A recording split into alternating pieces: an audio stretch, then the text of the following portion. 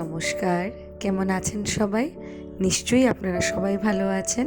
বড়দেরকে প্রণাম ও ছোটদেরকে ভালোবাসা জানিয়ে নতুন আরেকটি দিনে সুন্দর আরেকটি ব্লগ আপনাদের সাথে ভাগ করতে নিয়ে চলে এসেছি। অনেকেই আমরা দেখেছি আমাদের ছেলেমেয়েরা যখন ছোটোবেলা স্কুলে ভর্তি করি, নতুনভাবে আমাদেরও কিন্তু মায়েদের মধ্যে একটা বন্ধুত্ব গড়ে ওঠে, তাই তো? জানতেই হোক আর অজান্তেই হোক, সন্তানদের সাথে তাদের মায়েদের সম্পর্কটাও খুবই মজবুত হয়ে ওঠে। এরকমই একটি সম্পর্কের আজকে একটি সুন্দর ব্লগ তোমাদের সাথে ভাগ করতে নিয়ে এসেছি। আমি অর্থাৎ তোমাদের সবচেয়ে প্রিয় রচনা আর সঙ্গে শান্ত্রিজা, সঙ্গে আমার ব্লগ ভিডিওতে তোমরা আদৃশের মা অর্থাৎ আলোদিকেও দেখেছো। আমরা দুজনে মিলে আজ মিশিকার মার বাড়িতে যাচ্ছি। মিশিকার মা অর্থাৎ রাইয়ের বাড়ি। ওরা তিনজনই তোমরা আগেও জেনেছ, অর্থাৎ আদৃশ, অভিরাজ, মিশিকা আর আমার সৃজা। ওরা চারজনে মিলে কিন্তু আগে হ্যালো কিডস স্কুলেই পড়াশোনা করতো। সেখান থেকেই আমাদের বন্ধুত্বটা গড়ে ওঠে। যদিও আমাদের একই জায়গায় বলতে পারো বাড়ি, তবে একটা কথা আছে না, ছেলেমেয়েরা একই স্কুলে থাকার কারণে মায়েদের মধ্যেও কিন্তু একটা খুব সুন্দর সম্পর্ক। আমরাও বেরিয়ে পড়লাম, আলোদি চলে এসলো। আর যাওয়ার পথে দেখছি কি সুন্দর মা মনসার মূর্তিগুলো গড়ে উঠছে। মা মনসার পুজো যখন শ্রাবণ মাসটাতে হয়, তখন কিন্তু মোটামুটি আশ্বিন মাসে আমাদের মা দুর্গারও আগমনটা ঘটেই যায়, তাই তো? বাইরের আকাশটা বেশ অন্ধকার, ঝিরিঝিরি বৃষ্টি যদিও দিচ্ছে। তখন রাত প্রায় 7:30টার মতো বাজে। আমরা গিয়ে পৌঁছে যাচ্ছি রাইয়ের বাড়ি। তবে রাইকে আমরা আগে থেকেই জানিয়ে গেছিলাম, তবে এই সারপ্রাইজ বার্থডে প্ল্যানটা আমার আর আলোদিরই ছিল। রাই খুব ভালো কেক বানায়, তো রাইয়ের বাড়িতে যখনই আমাদের যাওয়া থাকে, আমরা রাইকে একটাই অ্যাফার্মেশন দিই যে আমরা তোর বাড়িতে তখনই আসবো যখন তুই ভালো কেক বানাবি। কেক বলো, প্যানকেক বলো, রাই ভীষণ ভালো বানায়, জানেন।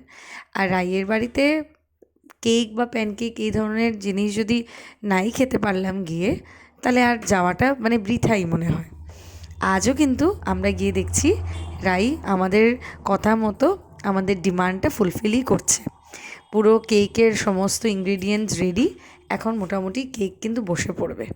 তো সে কারণে আমরা খুবই রাইকে নিয়ে খুবই বলে না, একটা একটা ছোটো বোনের মতো রাইকে নিয়ে আমরা খুব ফাজলামো করছি, তার সাথে ইয়ার্কিও মারছি। আর এদিকে দেখছি যে মোটামুটি কেকটা কিন্তু আমাদের ওভেন যদিও না, কড়াইতেও করা যায় কেক, আপনারা সবাই জানেন, তো বসে পড়েছে। এইদিকে সব বন্ধুরা অনেক দিন পর দেখা হয়েছে, কারণ এখন আমার শানকে যেহেতু আমি অন্য স্কুলে নিয়ে চলে গেছি, রীতিমতো মিশিকা আর আদৃশ্য একই সাথে একই স্কুলে গেছে, তো ওদের বন্ধুত্বটা মোটামুটি আছে। আমি কিন্তু খুবই মিস করি ওদের সবাইকে। আর পরের বছর যেহেতু সৃজাও চলে যাবে সানের স্কুলে, তাই আর এখন হ্যালো কিডস থেকে আমাদের বেরিয়ে যাওয়ার পালা। তবে হ্যালো কিডসের মিলিমিশও আমাদেরকে খুবই মিস করেন আমার, যদিও সৃজা এখনও রয়েছে হ্যালো কিডসে।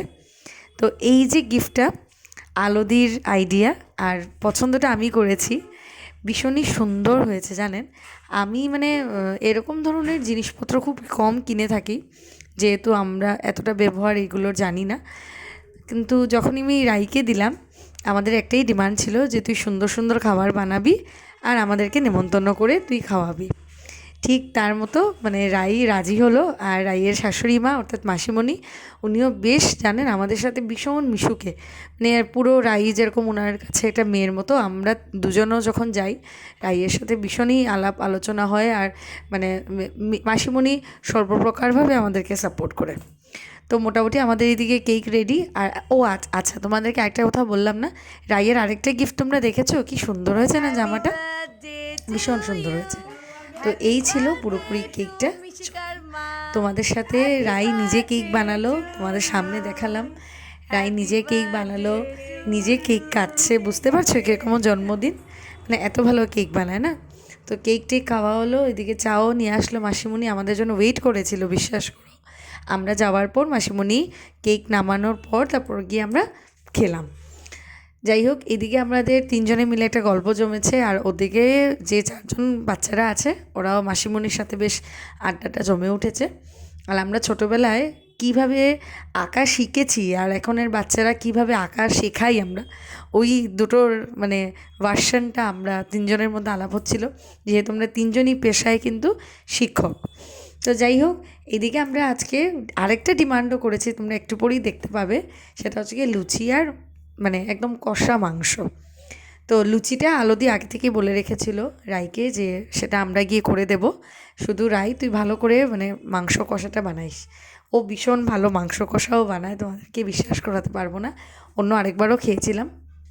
তো সেই রীতিমতো লুচির জন্য সব কিছু রেডি, কিন্তু তারই মধ্যে দেখছি যে সব বন্ধুরা মিলে গেছে, যেহেতু এক জায়গায় মারপিটও লেগে গেছে, মানে একই বয়সের তো সবাই মোটামুটি, মারপিট লেগে গেছে। এদিকে আদৃশ চুপচাপ এসে বসে আছে, মানে এইদিকে আমার শানকে দেখতে পাচ্ছ তোমরা, মানে দুটো ছেলে আর দুটো মেয়ে, মানে মানে সাথে সাথেই বলে না একটা মানে একই সঙ্গের বন্ধুরা মানে চট করে লেগে যায়, চট করে হাঙ্গামা হয়ে যায়, এরকম আর কি। তো রাই ওদের সবাইকে মিলঝুল করিয়ে দিয়ে চলে এসেছি আমরা রান্নাঘরে।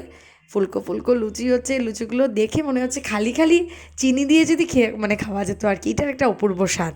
জানি না আমার মতো কারা কারা আছো তোমরা, মানে লুচি হলে যে কোনো কিছুর সাথেই আমার চলে, হয় এটা ঘুগনি হোক, কিংবা এটা মাংস তরকারি হোক, কিংবা এটা চাই হোক, কিংবা এটা চিনি হোক না কেন। তো যাই হোক, এদিকে আলোদি তার কথা রেখেছে, লুচি টুচি পুরোপুরি ভাজাভাজি শেষ। এদিকে আমরা চলে এসেছি খাবার। এখন কিন্তু রাত প্রায় 9টা 9:30 হয়ে যাবে, অনেকটা বাইরে ঝুমঝুমিয়ে বৃষ্টি দিচ্ছে, যার জন্য আমরা আর দেরি করছি না, আমরাও বসে পড়বো। রাইকে বললাম রাই তুইও আয় আমাদের সাথে, অল্প কিছু একটা খা, কারণ রাই তো পরের দিকে ডিনার করবে আমাদের যাওয়ার পরে। তো বাচ্চাদেরকে নিয়ে আমরা বসে পড়েছি, বিশ্বাস করো ওরাও খুব তৃপ্তিতে খেয়েছে। আর আমি আর আলোদি তো খুবই এনজয় করেছি, যেহেতু এটা আমাদের ডিমান্ডই ছিল। অনেক দিন হয়েছে না, দেখবেন নিজের বাড়িতে করে খেতে তো আমরা সবাই পারি, কিন্তু অন্যের বাড়িতে গিয়ে করে খাওয়ার একটা আনন্দ, সবাই মিলে গল্প করে খাওয়ার একটা আনন্দটাই আলাদা। আজ কিন্তু এখানেই মোটামুটি ব্লগ ভিডিওটা তোমাদের সাথে শেষ করে নিলাম, কারণ বৃষ্টি অনেকটাই পড়ছে তো বাইরে। আমিও ফোন করেছি সানিকে, আর আলোদিও টিঙ্কুদাকে ফোন করেছে, ওরা যথারীতি এসে হয়তো আমাদেরকে নিয়ে যাবে যদি বৃষ্টিটা কমে যায়। চিকেন কারিটা অসাধারণ হয়েছে খেয়ে, এখনও মুখে লেগে আছে। এখন মোটামুটি আমাদের বাড়ি যাওয়ার পালা। তবে তোমাদেরকে বলে রাখি, যদি তোমরা আমার পাশে থাকো অবশ্যই আমি আরও এগিয়ে যাব। তোমরা এইভাবেই আমার ব্লগ ভিডিওটা শেয়ার করো, লাইক করো, কমেন্ট করো। আজ তাহলে এখানেই রাখছি, পরে অন্য আরেকটি ব্লগে তোমাদের সাথে আবার দেখা হবে। আর মাসিমণিকেও অনেক অনেক ধন্যবাদ আমাদের সাথে এত ভালো মুহূর্ত কাটানোর জন্য।